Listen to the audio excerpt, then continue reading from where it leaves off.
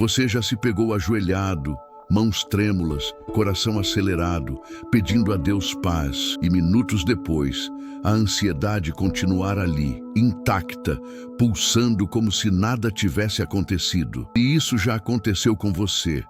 Eu quero que continue comigo até o final, porque talvez o que ninguém te contou sobre orar e continuar ansioso seja exatamente o que pode mudar a forma como você se enxerga, como você se relaciona com Deus e, principalmente, como você lida com aquilo que sente. Existe uma culpa silenciosa que se instala quando a ansiedade persiste após a oração. Uma voz interna que sussurra: se você tivesse fé de verdade, isso já teria passado. Essa ideia não surge do nada. Ela nasce de discursos simplificados, de frases prontas, de promessas rasas que ignoram a complexidade da alma humana. E o problema não é orar.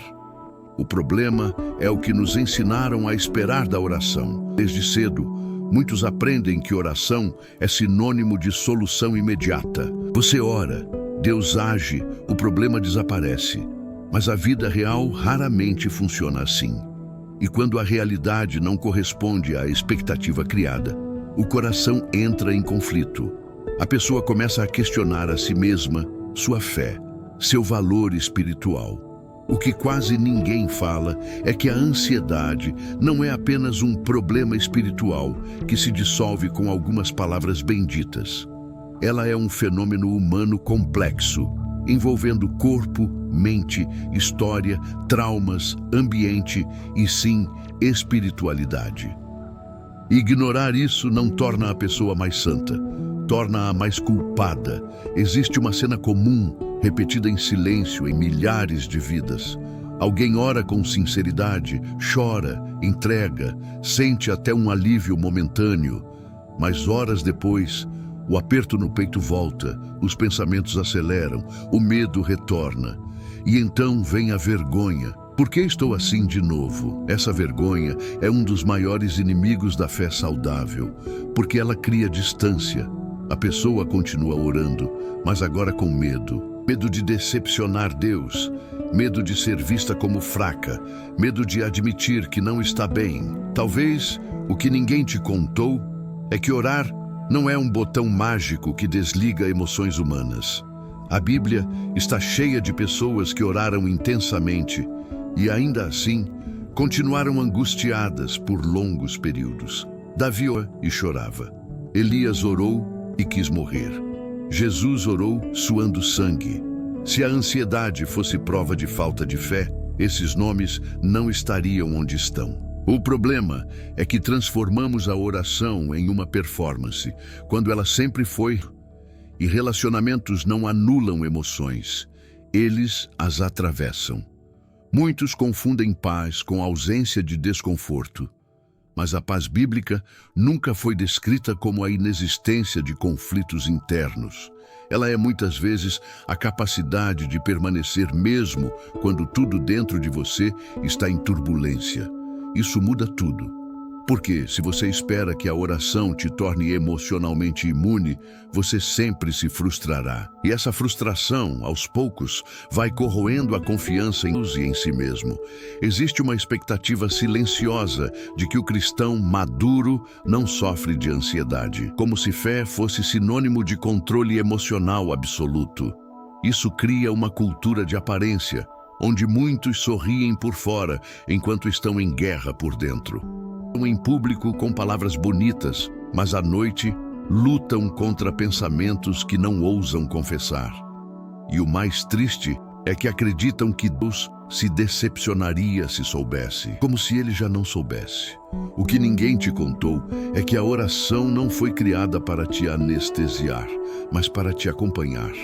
Ela não te transforma em alguém que não sente, mas em alguém que não está sozinho no que sente.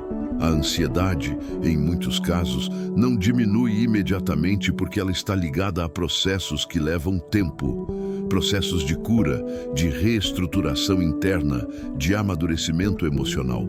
E Deus não tem pressa em te transformar em alguém que apenas parece bem. Ele se importa com quem você realmente é. Há um erro perigoso em espiritualizar tudo e, ao mesmo tempo, ignorar o humano. Algumas pessoas oram, mas não dormem. Oram, mas não se alimentam bem. Oram, mas vivem sob pressão constante. Oram, mas carregam traumas não tratados. Depois se perguntam por que a ansiedade não vai embora. A oração não substitui descanso, cuidado, limites, ajuda profissional. Ela caminha junto. E reconhecer isso não diminui a fé, amadurece. Talvez você tenha aprendido a orar pedindo que Deus tire a ansiedade. Mas e se, em vez disso, Ele estiver te convidando a escutá-la? A ansiedade, embora desconfortável, muitas vezes é um sinal, um alarme interno dizendo que algo precisa de atenção. Ignorá-la em nome de uma espiritualidade superficial não a faz desaparecer, apenas a empurra para lugares mais profundos e perigosos. Existe um momento crítico na caminhada de fé em que a pessoa percebe que orar não a livrou de sentir, mas a impediu de desistir. Esse é o ponto de virada que poucos percebem. A ansiedade pode continuar, mas agora ela não define mais quem você é. Ela se torna uma experiência, não uma identidade.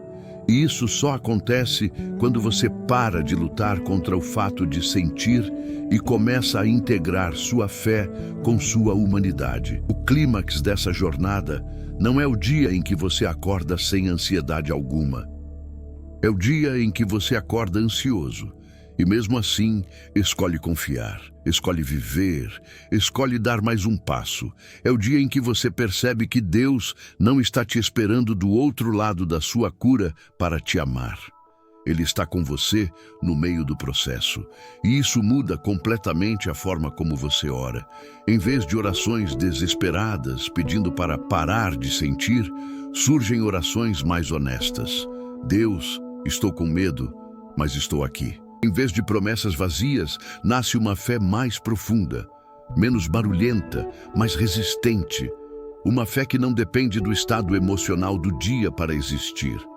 Essa é a fé que permanece quando os sentimentos oscilam. O que ninguém te contou é que continuar ansioso depois de orar não significa que a oração falhou. Pode significar que ela está funcionando de um jeito mais profundo do que você imaginava. Ela está te ensinando a permanecer, a se conhecer, a reconhecer limites, a pedir ajuda, a não carregar tudo sozinho. Ela está desmontando a ilusão de controle que muitas vezes confundimos com paz. E aqui está algo que quase nunca é dito. Algumas pessoas só começam a orar de verdade quando param de fingir que estão bem. Quando deixam de usar a oração como máscara e passam a usá-la como espaço seguro. Deus não se impressiona com frases bonitas. Ele se aproxima da verdade. E a verdade às vezes é: eu não sei lidar com isso. E está tudo bem começar daí. Se você chegou até aqui, talvez algo dentro de você tenha sido tocado. Talvez você tenha se reconhecido em cada linha. Talvez, pela primeira vez, você sinta alívio ao perceber que não está quebrado, que não é menos espiritual, que não falhou com Deus. Se isso fez sentido para você, eu quero te convidar a algo simples, mas poderoso. Escreva nos comentários se você já orou e continuou ansioso, não para se expor, mas para quebrar o silêncio. Outras pessoas precisam saber que não estão sozinhas. Se esse conteúdo falou com você, curta este vídeo, porque isso ajuda essa mensagem a alcançar quem está se culpando em silêncio agora. E se você quer continuar caminhando por reflexões profundas sobre fé, emoções e vida real, inscreva-se no canal. Aqui, a espiritualidade não ignora o humano, ela o abraça. E talvez esse seja o começo de uma forma mais verdadeira e mais leve de orar.